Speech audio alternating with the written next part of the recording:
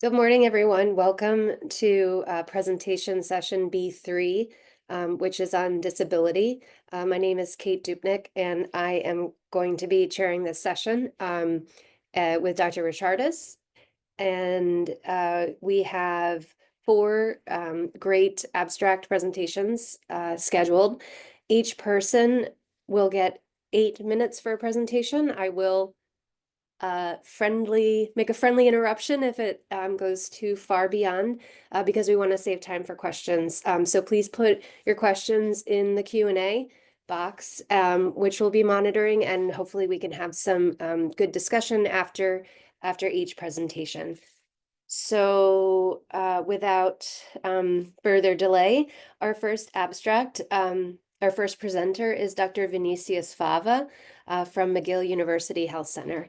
And Dr. Fava, if you could share your presentation with us. Thank you. Thank you very much. Thank you, everyone. I'm happy to share the update of our project, which is entitled Identified Target for Drug Repurposing Leprosy Reactions via Genetic Susceptibility Factors, which is coming to an end now in the beginning of 2025. For interest of time of spending more time in the results and in the conclusions, I'll just go straight to the hypothesis that we tested, which leprosy reactions are under strong control of host genetic factors. And by identifying then these leprosy reaction risk genes and the corresponding biological pathways that are involved, we can describe candidate drugs for repurposing to improve leprosy reaction management and prevent disabilities.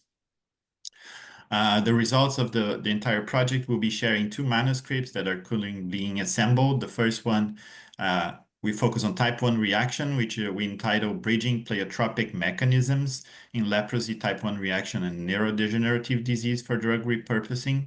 Pleiotropic, in fact, in this context means that there are genes that are affecting different diseases that are phenotypically different.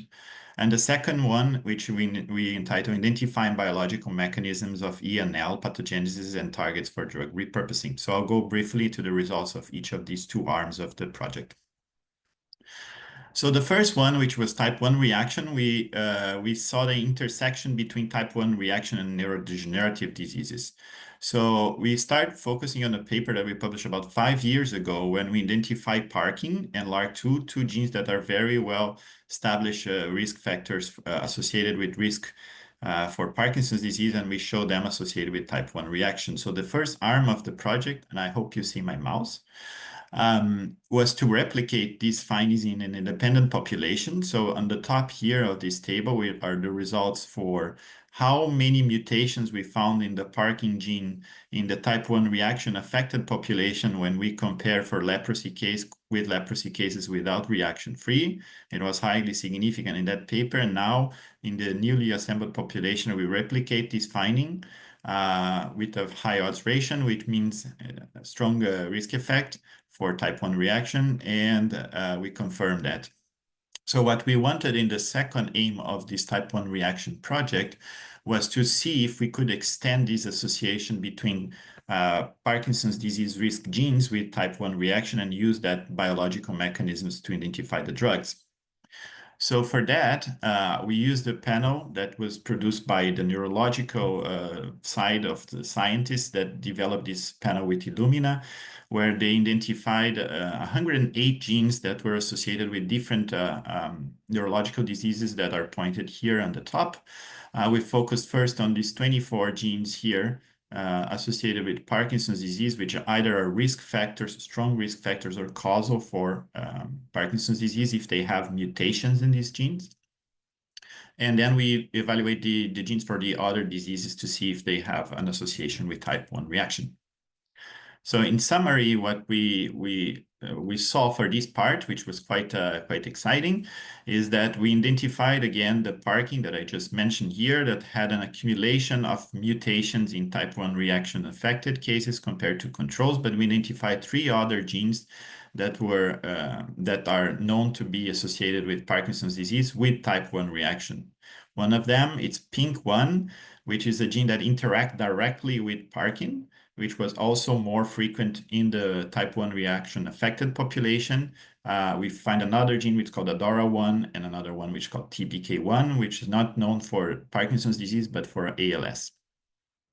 What was quite exciting of this part is because PINK, PARC, and TBK1, they all interact in a particular mechanism, which is called autophagy or mitophagy in Parkinson's disease. And mutations in these three genes were much more frequent in type 1 reaction cases and were highly significant.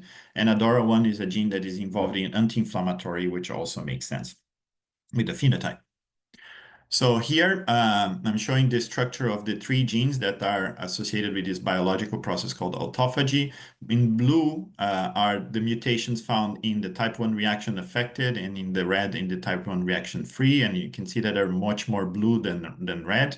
So it means we have more mutations in these genes in type 1 reaction affected.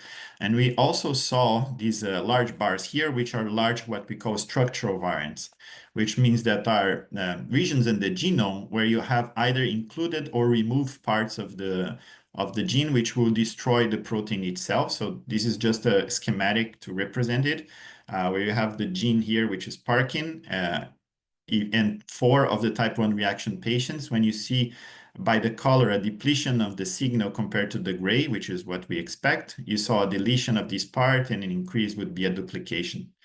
We only saw this type of mutations in type 1 reaction affected cases. And if you have homozygous mutations like that, you are known to be a PD case.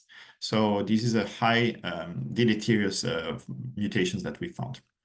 Why this mechanism is important for the repurposing is because we have drugs that are developed for the Parkinson's disease groups that tackle these particular defects.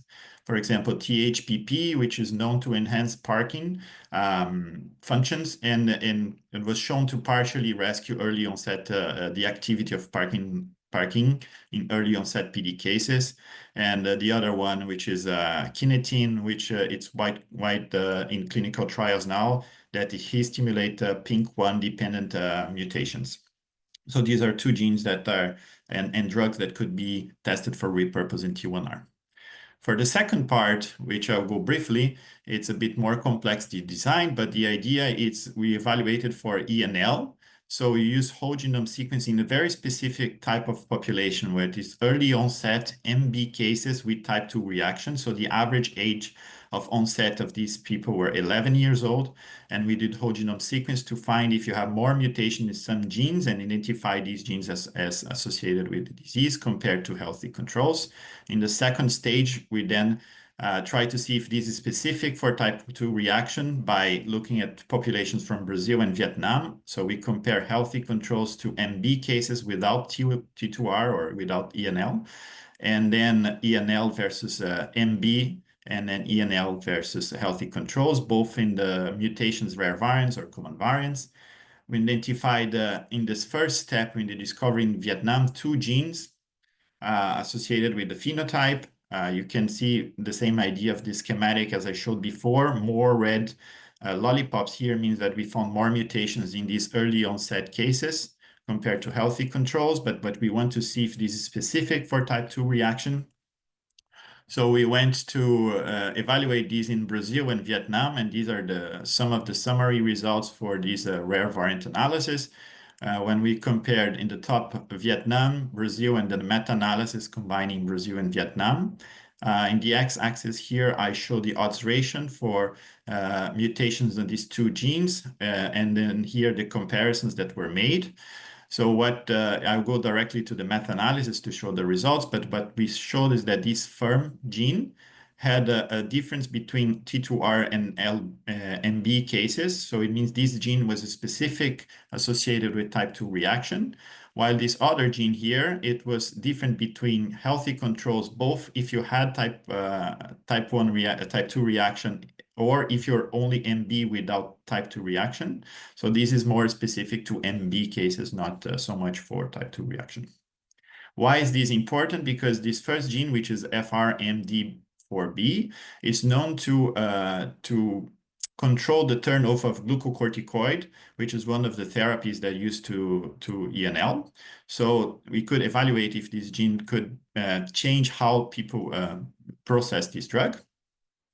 And the second one, which is neurofacin, it's quite important for the biology of neurodegeneration too, because this is the gene that encode this protein that anchor the Schwann cells to the myelin of the axon. So if you have a disruption of this gene, you may have more neuropathy. So these are two genes that we are now including in the pathogenesis of ENL. So in terms of deliverable, we successfully delivered all the objectives outlined in the initial proposal.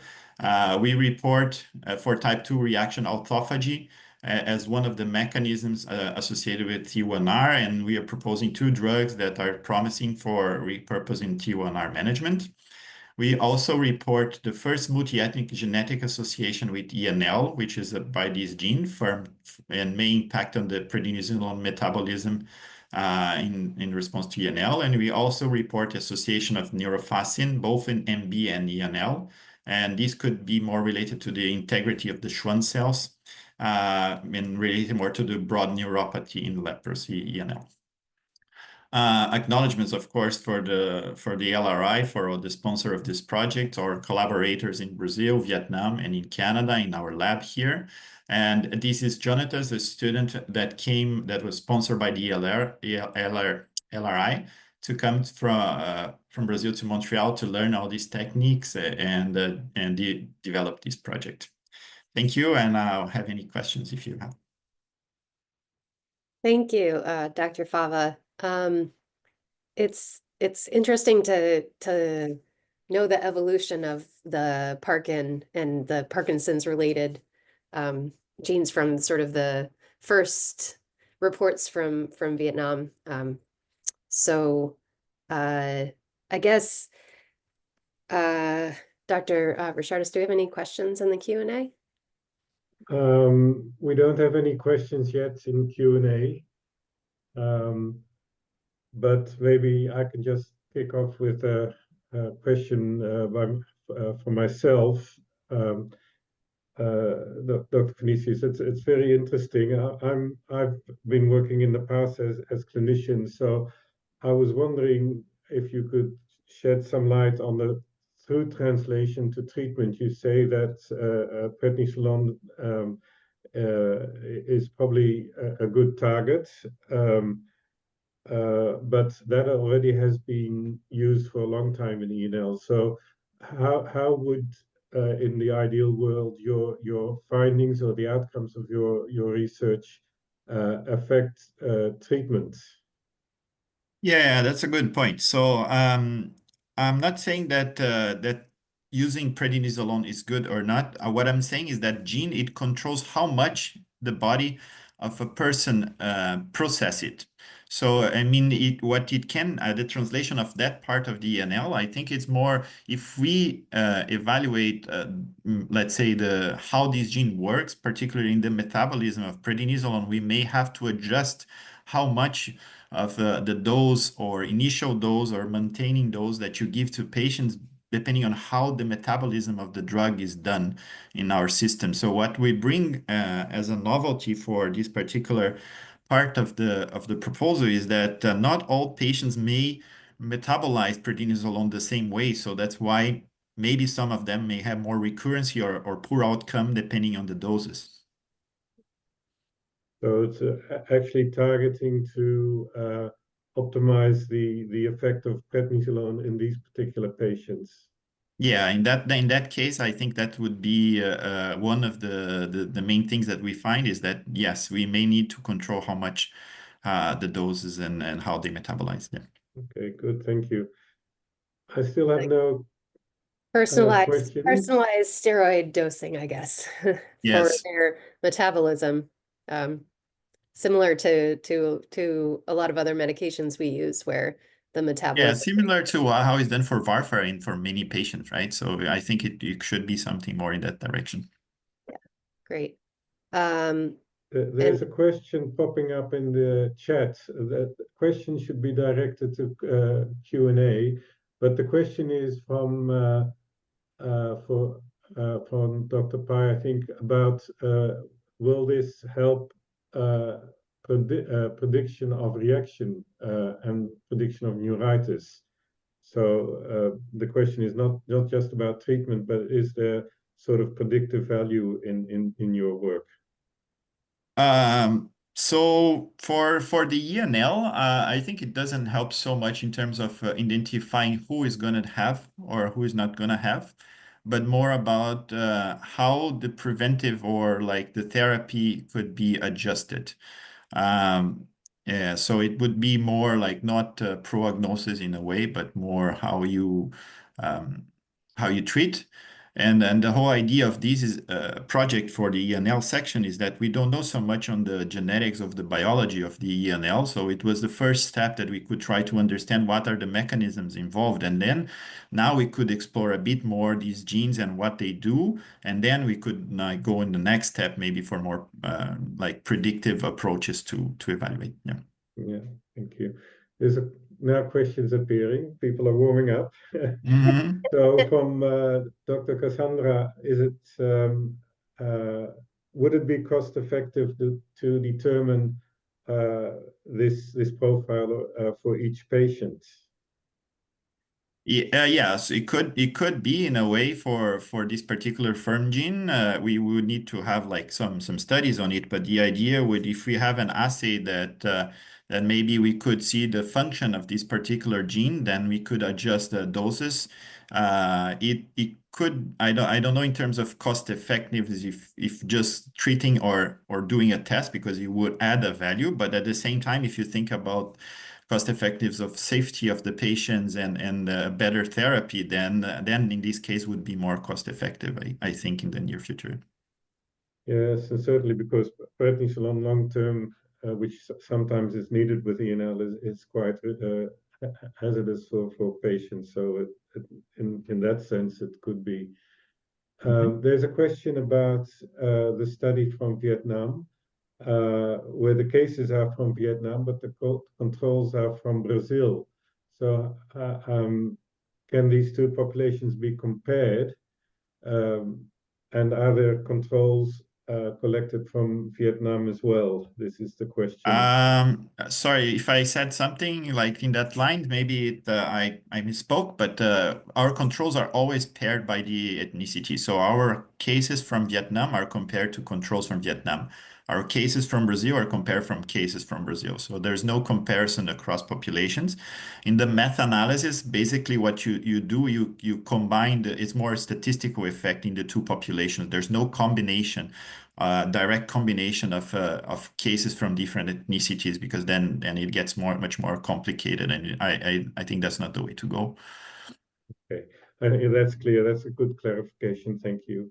Thank you. I'm through my questions. Kate, maybe you have something, and otherwise we probably could move on. Yeah, thank you so much for that exciting work. And it seems like everything kind of you answered some questions and generated some more, which is always the sign of in my opinion, a successful scientific endeavor. Thank you. Our next presenter is Ms. Nadia Aliza Mulyadi from Oxford University Clinical Research Unit in Indonesia. Ms. Mulyadi, you can share your screen, please. Okay, thank you, Kate, for introducing myself. Again, good afternoon, everyone. I'm Nadia Aliza Mulyadi from Oxford Clinical Research Unit, Indonesia. Thank you, LRI and Turing Foundation, for giving the opportunity to present our work. On behalf of the MATLAB trial, I would like to share with you our RCT on the efficacy and tolerability of adjunct metformin in combination with standard multidrug therapy for multibacillary leprosy in Indonesia. I have no conflict of interest in relation to this presentation of the meeting. So reaction or leprosy reactions are major clinical challenge for people with leprosy, as it requires long-term steroids management. 30 to 50% of people with MB leprosy have the risk of reaction occurrence, and for that, prevention and effective management of reactions is a key, especially to mitigate the disabilities and from the disease, which adjunct host-directed therapy may be an attractive strategy to improve the efficacy of MDT. So metformin is a promising drug, considered for repurposed use as host-directed therapy in tuberculosis and other infectious diseases. It is safe, widely used, and cheap anti-diabetic drug. It has this immunomodulating properties. Some TB studies also have shown that metformin has the potential to enhance the host immune response and reduce the chronic inflammation by activating the AMPK pathway and also the ROS production pathway, which promoting macrophage phagocytosis, and it stimulates the differentiation of T cells in both regulatory and CD8 memory T cells. As we can see from the recent studies that shows promising results, we hypothesize that metformin could be a promising candidate for adjunct host-directed therapy in combination with standard MDT for MB leprosy. Metformin could prevent leprosy reaction, accelerate the bacterial clearance, and consequently reduce the cumulative dosage of corticosteroids and its accompanied morbidity. We therefore designed the MATLAB trial, a double-blind controlled, placebo-controlled proof of concept phase 2 trial in Indonesia with which patients with newly diagnosed to MB leprosy are randomized to metformin and also placebo versus placebo for 24 weeks in combination with the 48 weeks standard of care MDT.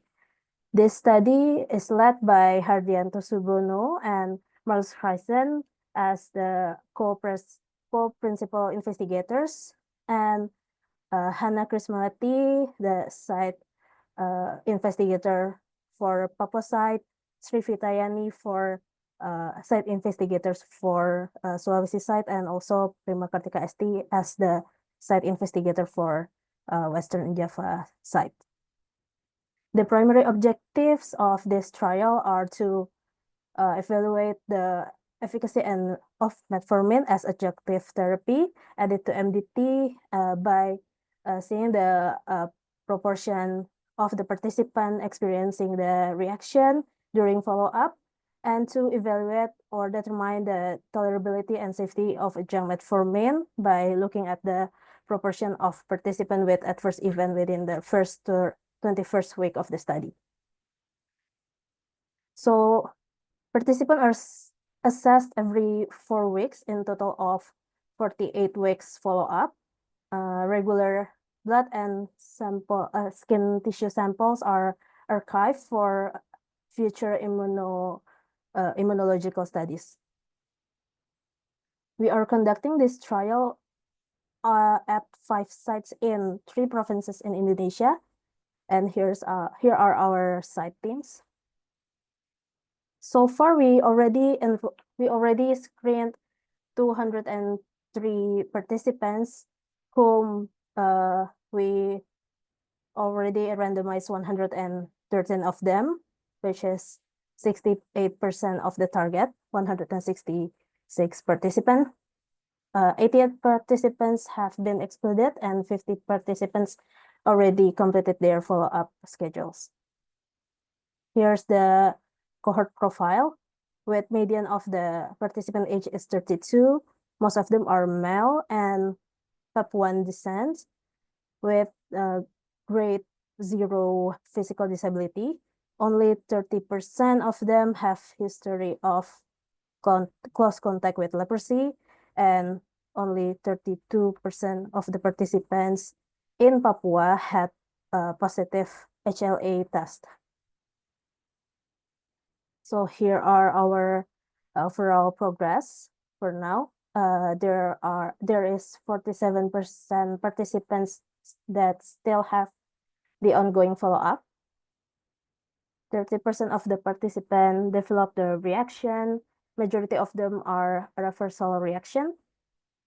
11% of participants had adverse event with mild to moderate severity, and 7 participants had a serious adverse event, with 1 probably related to the drug. We surely faced some challenges. Like first, the initial recruitment rate was low, and therefore we involved more sites to enhance the recruitment. The site teams initially had limited experience in conducting clinical trials, and then we invested in regular trainings, teledermatology platform, and also routine monitoring. We encountered also the logistical challenges, as our sites are located in the remote areas on different islands, and the validity of the placebo, which was only 2 years, and due to COVID delay and slow recruitment, we needed more time to enroll some more patients. For the past years, we already enrolled 68% of our target, successfully launched the 3rd site to enhance enrollment, successfully replaced the IMP, and secured 4 additional grants to support public engagement activities, conducted a photo exhibition in Papua, and published 3 manuscripts, which the 4th one will hopefully be accepted within the next few weeks. I would like to thank our principal investigators, Prof. Hardianto Subono from Gadjah Mada University, and also Marus Haisen from OUCRU Indonesia, who is also my supervisor, all the investigators from OUCRU, and local collaborators, co-investigators of MedLab, DMC, our funders, of course, Leprosy Research Initiative and Turing Foundations, our study teams, and last but not least, our trial participants. And with that, I would like to hand over to Kate. Thank you, everyone. Thank you, Ms. Mulyadi. And I guess we'll have to stay tuned for the full cohort to be enrolled to see what kind of impact inclusion of metformin had. And Dr. Richardis, I'll let you have questions. There are already some questions coming in. The first question is, did you exclude patients with known diabetes? Okay, for the non-diabetes patient, yes. We only recruit the one that has no history of diabetes and the history in the family of diabetes. But did you actually check on diabetes? Did you test on diabetes? We checked the random blood glucose at the screening. Yeah. As you can see at the slide. So because we are conducting the trial in the primary health care, which we only have limited resources. So we choose to check the blood glucose at the screening and also every follow-up schedule. Okay, good, thank you. Next question is about the participants who developed reaction. How did you treat those patients? So for the patient with the reaction, we follow the national guidelines procedure for the reaction treatment. So we started with the prednisone, like 40 milligrams per day, and then we tapered off once the patient have improved the symptoms. So basically, you use the standardized approach for treatment. You didn't make any special adjustments because of the metformin. Yeah, that's correct. Okay. There are no further questions at the moment, but I have a question myself. It's a very interesting study, but it's also a very interesting compound, the metformin. I'm not very familiar with it, but it's been used for tuberculosis as a additional treatment. But it's also been used in for COVID, which is a viral infection, which is of course very different than a mycobacterial infection. So maybe you said something at the beginning, but can you still clarify a little bit more about what is actually the mechanism? What is the supposed added effect of the metformin when we're treating infections? Well, so for the infections, the metformin itself can stimulate the differentiation of the T cells, of the memory T cells, and also the regulatory T cells. So it helps with the promoting the immune systems, and also for the inflammation itself, it activating the AMPK and the ROS pathways, and then the macrophagocytosis happen. Okay, so it could be useful for any kind of infectious disease which has this as in the underlying mechanism, I guess. It's Yeah. yeah, both bacterial, viral, whatever. Yeah. Yeah, I think so as well. But maybe next I will check it more about the mechanism of its the metformin. Yeah. No, it's thank you. Just for clarification. Are there any other questions from the audience? There's a question, is there a faster bacterial decline with metformin? Okay, thank you for the question. As for now, because we are still have this ongoing follow-up, the faster bacterial decline in the cohort itself is not have not been analyzed, but I will get back to you once I have the answer Yeah. for that. Yeah. Okay, good, thank you. I have no further questions, and there's no further questions in the Q&A, so I'll give word back to Kate. Thank you. Thank you, Ms. Mulyadi. We're very interested to find out about the primary and secondary endpoints for this intervention. And I guess good luck with continuing on. These projects they're a commitment. So Yeah. good luck. Yeah, thank you. Sure. Our next presenter is Dr. Pai from the Bombay Leprosy Project. And if we could, there we go. So your slides are all set, and you have 8 minutes for your presentation. Thank you. Thank you, chairpersons and all the participants.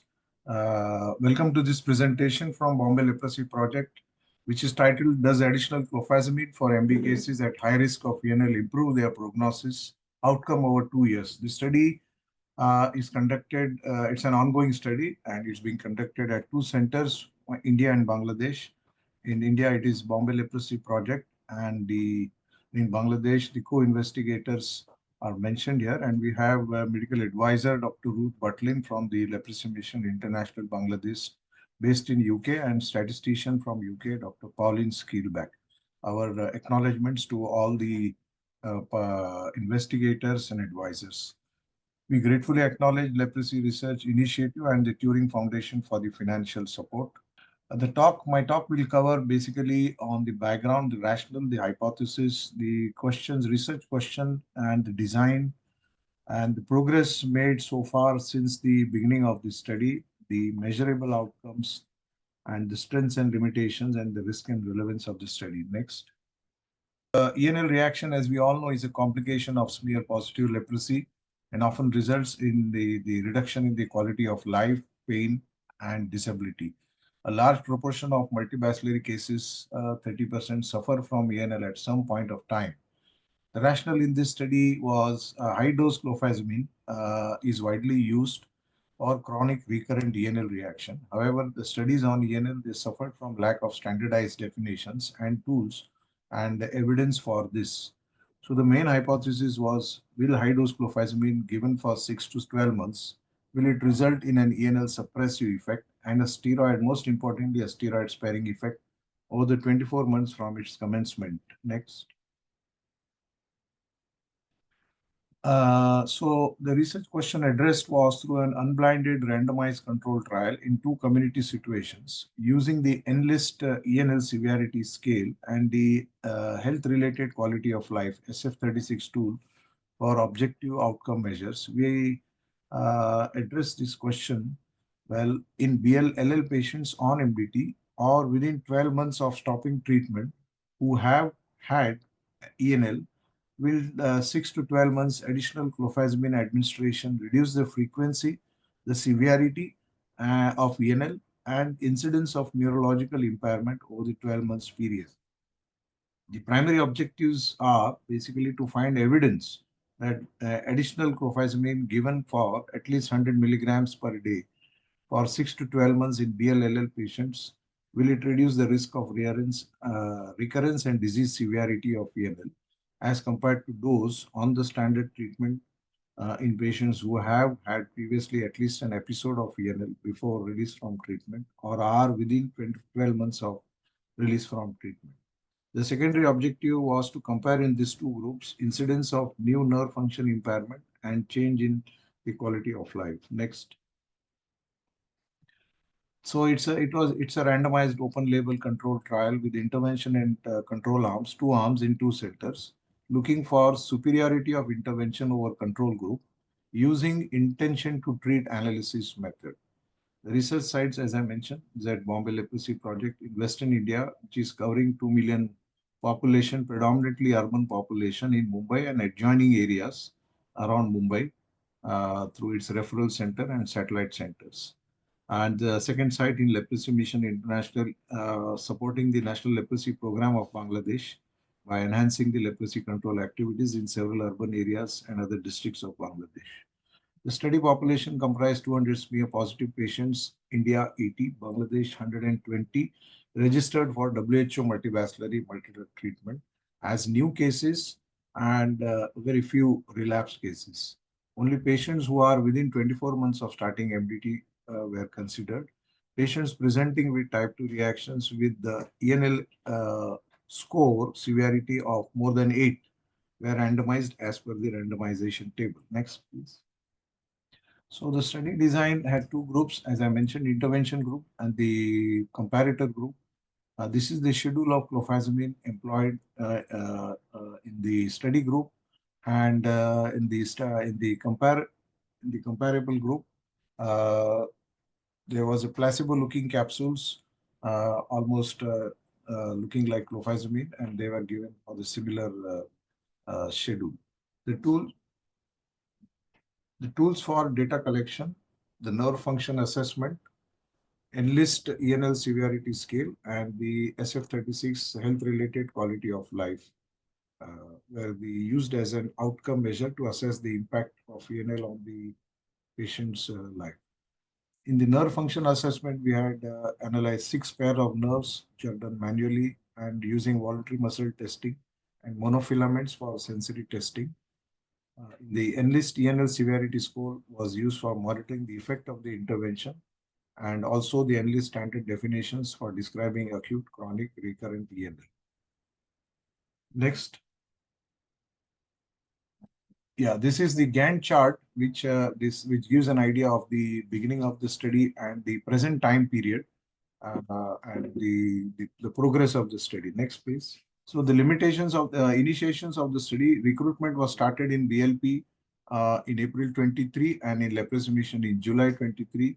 This study has been granted no cost extension to allow for the delayed start of enrollment without compromising follow-up. The delay in initiation was due to COVID-19 pandemic. Next, please. So these are the progress. The total cases randomized 72 and completed 12 months follow-up after randomization 38. Adverse events, very few, only one case. Next. This is the group pie diagram showing randomization in two groups, the clofazimine group and the placebo group, which are almost equal. Next. This is the demographic details. Mostly they were male patients, almost 57 in both the centers and 15 in female patients in both the centers. Next. This is the enlist scoring. Most of them were moderate, 8 to 20, and severe, only 2 patients. Next. The total number being 72. This is the type of ENL, acute ENL, mostly 64%, recurrent 36%. Next. These are the measurable outcomes. Short term, the mean time to next flare of ENL. Medium term is to look at proportion of subjects with at least one episode total steroid doses consumed. And long term is basically change in HRQL, proportion of subjects with reduction in nerve function, and proportion of subjects with serious adverse effects to clofazimine. Next. Yeah, this is the correlation between the ES score and the development of flare. 50% in BLP patients, they developed flare within 6 months. And in Bangladesh, almost all of them developed flare. Only one patient has been terminated as he had uncontrolled ENL and we had to start him on thalidomide. Next. This is the sample size, recruiting, expected total. We still have a long way to go. 42 patients, 89 patients required, still more from both the centers. Next. Next, yeah. So this is the, we did an open label case series, which was published in Leprosy Review. And all of them have improved very well in terms of ENL reduction, no recurrences, and improvement of quality of life. Next. This is the plan for public presentation in the ILC 25 Indonesia, some of the findings and some of the issues of this study. Next. These are some of the patients who have benefited. As you can see, the baseline and the follow-up photographs which have received, which are part of the study. Next. Another patient who has also benefited from the open case series. Next. Here you can see complete reversal of clofazimine after a year of clofazimine. Next. This is another patient in the open case series where you can see extreme high degree of clofazimine. We have tried to sort of understand the severity of clofazimine by using the VAS score. Next. This is the photographs, the activities, joint database training using REDCap, and Dr. Butlin's visit to both the centers in Mumbai and Bangladesh. Next. So the strengths of the study is it found better response in reducing the severity of ENL, improvement in the quality of life. However, no major adverse event noted. Limitations being, since we are a referral center, most of the patients are referred from various places and therefore need strict supervision and follow-up. As the study is in progress, the results and final outcomes will be known only on completion and analysis of the data. Next. Next. So the favorable outcome expected from this study will lead to better management of VNL reaction and greater availability of clofazimine. We trust that the people affected with leprosy will in future benefit from this research with elevation in their sufferings, disability, and economic loss. High dose, however, the risk being high dose of clofazimine may cause abdominal pain. It is monitored, however, we are monitoring strictly, and if any such incidents, they will be referred to the physician, or if it persists, it may be withdrawn from the study. Clofazimine also causes a lot of pigmentation resulting in social issues. However, counseling is very important for its reversible nature. Next. So we thank all the partners, the Leprosy Research Initiative, the Turing Foundation, the patients, both the centers, the investigators, co-investigators, and all the persons associated, the study staff in both the centers and the persons affected with leprosy who has willingly participated in this study. So thank you for your attention. Thank you, Dr. Pai. So I guess another study that's sort of midway in being able to give us some definitive answers. So it'll be very interesting to see what happens with outcomes as you complete your planned enrollment. We have about 3 minutes for questions. Okay. There's a question about it's a long-term study, and with long-term studies, the loss of follow-up is quite real. So what measures do you have to minimize loss of follow-up? Since the patients' intakes are from Mumbai and at Mumbai Center, we are restricting the patients to Mumbai and adjoining areas where the possibility of follow-up either through networking systems, so that the compliance is available. The patients have to be held on for the first year and then the follow-up. So we keep networking with the setups and the staff at the peripheral areas so that we have a system where we have a follow-up. They are coming to our centers, and also we have a monitoring system by way of telephone contacts, physical visits by our community volunteers, and interaction with the peripheral staff, so that the holding on to the patient is very important, especially in urban situations like Mumbai, where you have patients of migrant nature, and therefore the holding on to patients while on treatment, the treatment phase as well as the follow-up, it is all very important. And if it is a research project, then it has to be more vigilant enough. Yeah, that's very clear. So there's certainly all sorts of measures that you have in place. I have a question about the placebo. Why is a placebo given? Because clofazimine is known to give a strong discoloration so that people become dark. I assume this is not the case with the placebo. So why would you give a placebo if you can distinguish between the two anyway? It is only for the patients, that patients do not find it different. So otherwise, they will identify that somebody is given a different drug intervention, the study drug, and therefore to eliminate that bias among the study subjects, this was considered. However, it is well known that the study subjects are receiving clofazimine because they do develop discoloration.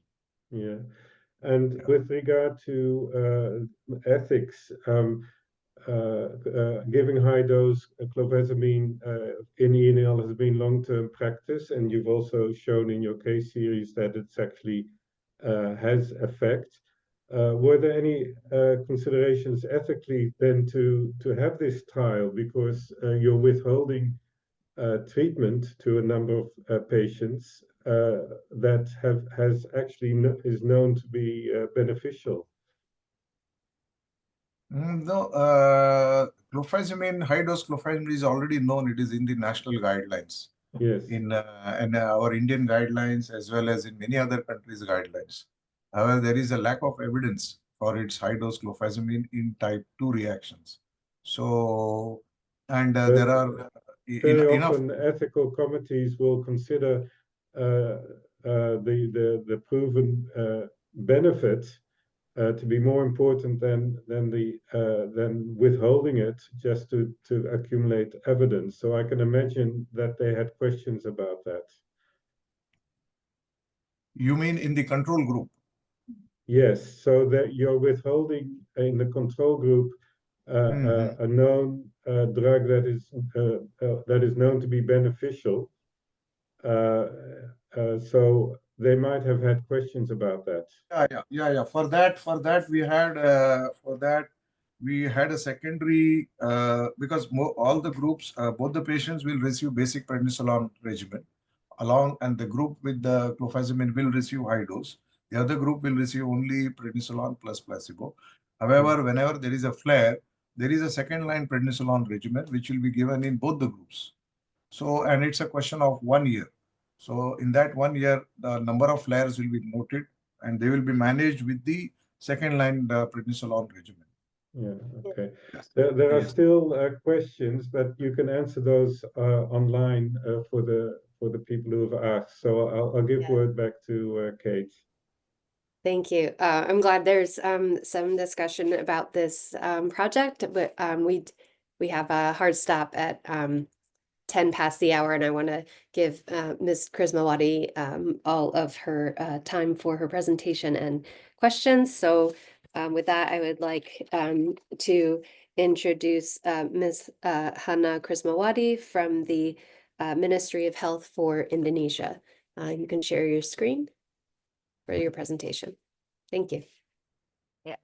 Thank you very much. I represent our team to present our study in Indonesia and Nepal with the title Implementation of Dapsone Hypersensitivity Syndrome, a biomarker predictive test to reduce the incidence of DHS among leprosy patients in Papua and Nepal, led by Professor Hadianto Subono from Gadjah Mada University.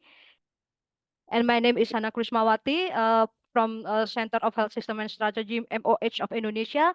And currently I'm a PhD student in Leiden University Center of Infectious Disease, LUMC in the Netherlands. As the background of this study, we know that Dapsone, as part of the multidrug treatment of leprosy patient, works by inhibiting the growth of bacteria as well as to reducing the inflammation. Unfortunately, in some population, for example, in Papua, in my area, Dapsone cause the hypersensitivity reaction can be very severe and even fatal. And with the DHH incidence, 0.5 until 3.6%, and the fatality rate approximately 10%. And the symptoms is like the fever, eruption, lymphopathy, hepatic function abnormalities. You can see in the picture in my slide. There are our patient experienced the Dapsone hypersensitive syndrome in Papua. So according to the previous study in China's population, we found that HLA-B, human leukocyte antigen B, 1301 is associated with Dapsone hypersensitive syndrome in China population, and this gene already validated in Papua population, Papua Indonesia population, and we found that B1301 as a biomarker of Dapsone hypersensitive syndrome have the sensitivity 91.2% and the specificity 96.2% as a predictor of Dapsone hypersensitive syndrome. So in this study, we want to answer this main research question: what are the benefits of implementing SLAB 1301 L screening within the standard clinical care prior to Dapsone administration into leprosy endemic population? So in this study, we conduct the study in the two sites, Indonesia and Nepal.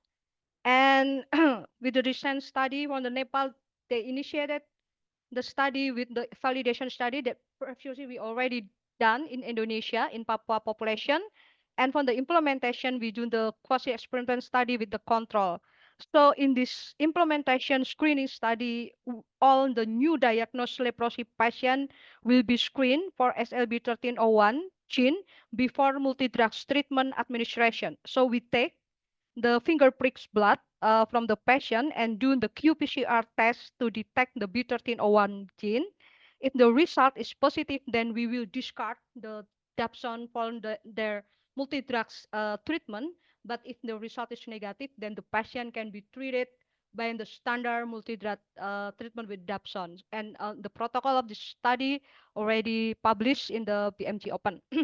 So from the validation in Nepal, we found here that in Nepal population, B1301 as the biomarker have the sensitivity and specificity lower than that we found in Indonesia in the Papuan population. For Nepal, the sensitivity is 76.4% and the specificity is 93.90%. And in the Nepal, we already calculated the clinical DSS incidence. We found that according to the data from 2010-20 until 2018, we found that the DSS incidence is 2.6% with the mortality 13.7%. And from the implementation of screening so far. Sorry, I think I have to move this one. So among the 257 patients that we can recruit in Indonesia, we found that 10% among the patients carry the B1301 gene. So in this 10% patient, we give them the multi-drug treatment with the Dapsone. And in Nepal, we found that B1301 found in 7.9% among the 231%. When we implement the screening test and modify the treatment according to the test result in Indonesia, we found that no one have the Dapsone hypersensitivity at first, but in Nepal we still found one among the patient get the DSSR at first. And in Indonesia, from the control group, non-intervention area, we found that among the 103 patients, we found that 14% of them is experience the Dapsone hypersensitive syndrome. Unfortunately, we haven't kept the target for the control, so we will continue to try to fulfill the target of the control groups.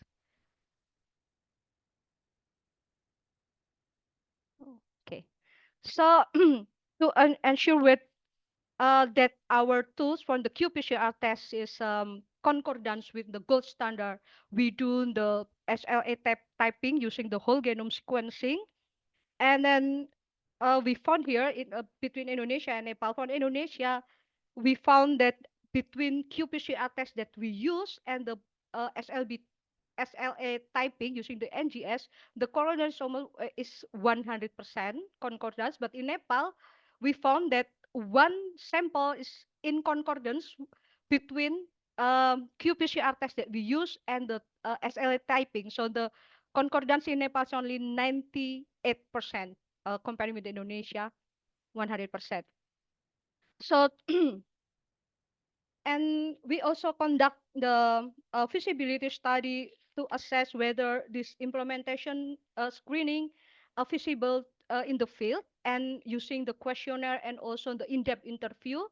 And so far we are still analyzing the data, but so far we found that 70.5% positive perception of the screening and 90.5% understood the purpose of the test, but we found that 30% patient mentioned incurring opportunity cost to undergo the test because they have to leave their work to do the screening test first and then have to go back to the clinic again to get the result and get the multi-drug treatment based on the result.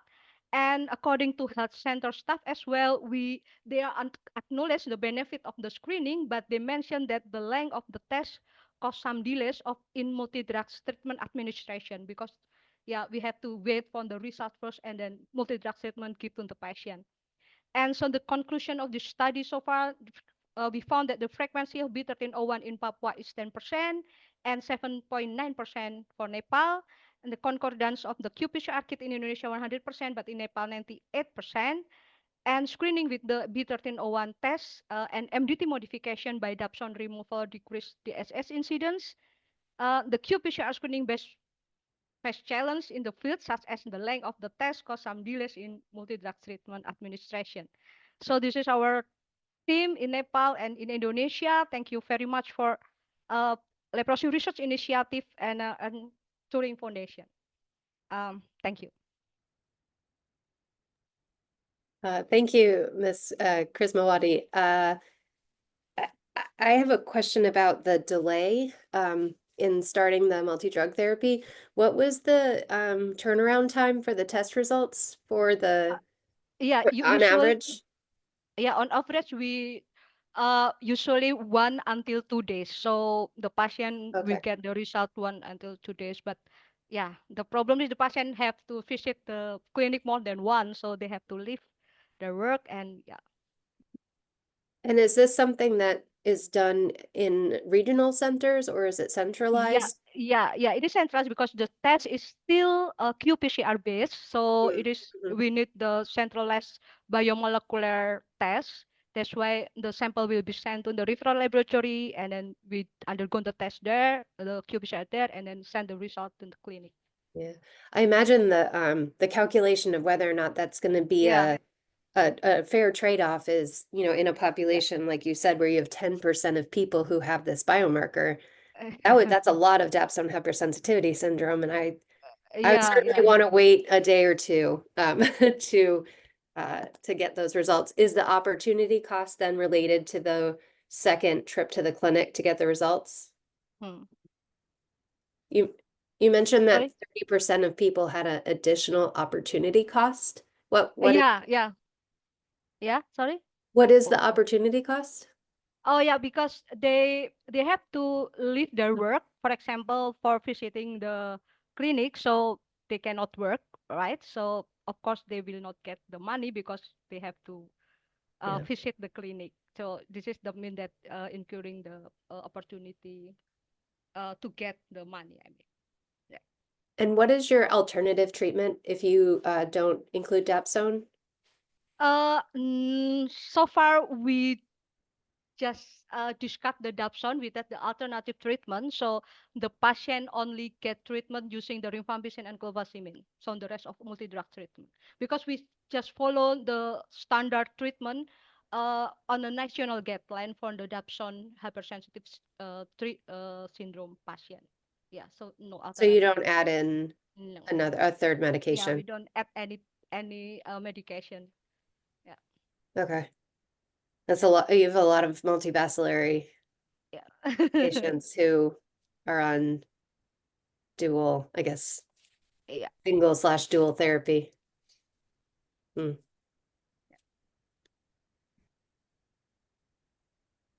Okay, there's a question has come in. What is the likelihood that people in other countries may also have 1310 and hence increase the risk of Dapsone hypersensitivity syndrome? Okay, sorry. I think I have to. Or I guess, do you know the global epidemiology of that HLA subtype? Do you think that's the question? Yeah, so how relevant is this in other populations where they might have completely different distribution of this occurrence?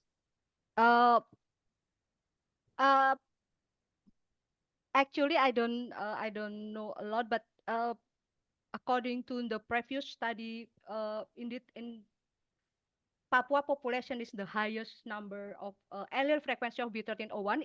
It can be opened in the SLA allelefrequency.org. There is a database of SLA allele in entire world, but Papua population, that's the study from the Papua New Guinea. From the Papua New Guinea is the highest population that has the B1301, and the other population, I think this in Indonesia itself, this is Java and Sunda, but it is much lower than Papua population, but in the other country maybe it can be opened in the B13 allele SLA allelefrequency.org, I think. Yeah. Do you have any information on actual numbers of people who develop severe hypersensitivity syndrome, so who actually have to be hospitalized or who or even die because of this issue? Yeah, according we have on the information in Papua, but in Nepal we just shown the data. In Papua itself, according to our cohort data, but of course the data of the perception is still scarce in Papua. But we found that from 2017 until 2020, we found that this is most 9% of the leprosy patient in Papua developed the Dapsone hypersensitive syndrome with varied severity from mild to fatal. Last 3 years, last 3 years before COVID, we found that we have about 3 fatality cases in in Papua. I mean, in Jayapura city, sorry, and in district level, we found that we have 3 fatality cases. But unfortunately, we still have the scarce data because, you know, in our leprosy report, we never input the Dapsone hypersensitive syndrome data in our cohort data. That's why started from this year, the National Leprosy Program added the mandatory to input the Dapsone hypersensitive syndrome. Yeah. Because I would think that there comes a point if it's really very prevalent among this particular population that you would actually have to offer an alternative MDT in this population, because it's actually quite lethal, this Dapsone for certain people. So, yeah, agree. Yeah. So it'd be very interesting to find out what your findings are, and what in the end the trade-off will be, is to test everybody for this particular gene, or to actually just introduce a different regimen without Dapsone. I'm through questions from Q&A, so we'll hand the word back to Kate. So thank you to all of our presenters for your work, and also for presenting your work, and to everyone who all 39 participants who joined for this discussion and asked questions. It's exciting to see all this work going on at all different stages, and yeah, so thank you to everyone.